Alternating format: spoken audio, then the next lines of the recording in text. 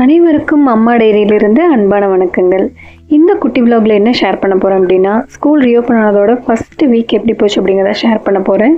School கொண்டு போக வேண்டிய திங்ஸ் எல்லாமே ரெடி பண்ணியாச்சு. ஸ்கூலுக்கு போகிற பையனையும் ரெடி பண்ணணும் இல்லையா? ஏன்னா இந்த இயர் வந்து ஃபுல் டே ஸ்கூல் இருக்குது. ஸோ 3 டேஸாக ரிப்பீட்டடாக அவர்கிட்ட வந்து அழக்கூடாது, ஃபுல் டே நீ இருந்துக்கணும், கரெக்டாக சாப்பிட்டுக்கணும் அப்படின்னு சொல்லி ப்ரிப்பேர் பண்ணிகிட்டே இருந்தேன். அவர் என்ன சொல்கிறாரு நீங்களே கேளுங்க. ஸ்கூலுக்கு 3 டேஸ் தான் இருக்குது. அழுவியா? அழமாட்டில்ல? சரி, ஸ்கூல் போனால் ஃபஸ்ட் டே நீ அழமாட்டியா? நாளைக்கு ஸ்கூலு. அழுவியா first day? அழுவியா அழமாட்டியா?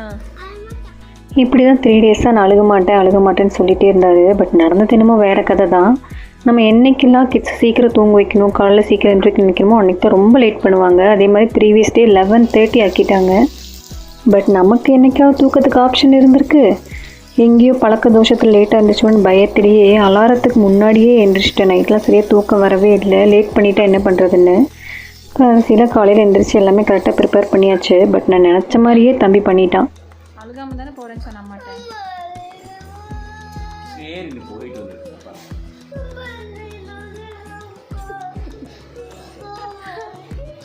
இனிமேல் விட்டால் வேலைக்காகன்னு நானே ட்ராப் பண்ண போயிட்டேன். பிடிச்ச லஞ்ச் பிடிச்ச ஸ்நாக்ஸ் தான் வச்சுருக்கேன். அப்படி இப்படின்னு சமாளித்து கூட்டிகிட்டு போயிட்டேன். பட் அங்கே போனதுமே ஆள் பயங்கர ட்ரெமெண்டஸ் சேஞ்ச். போகலாமா?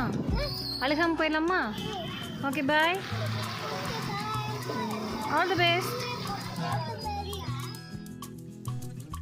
1 வீக்காக ஒவ்வொருத்தரும் மாறி மாறி பிக்கப் ட்ராப்க்கு போய் ஒரு வழியாக எப்படியோ யோகானை செட்டில் பண்ணிட்டோம். ஆனால் அந்த 1 வீக் போகிறக்குள்ளே ரொம்ப கஷ்டம் ஆகிடுச்சு. எப்படியோ ஒரு வழியாக செட்டில் பண்ணியாச்சு.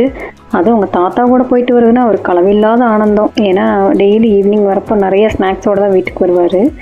அதனாலே ஆர்டர் போட்டு ஒரு தாத்தா தான் வரணும் அப்படின்ட்டு. உங்கள் குட்டீஸ்லாம் என்ன பண்ணால் அப்படிங்கிறது மறக்காமல் கமெண்ட் செக்ஷனில் ஷேர் பண்ணுங்கள். இந்த வீடியோ பிடிச்சா ஒரு லைக் பண்ணுங்கள், சப்ஸ்கிரைப் பண்ணுங்கள். தேங்க்யூ.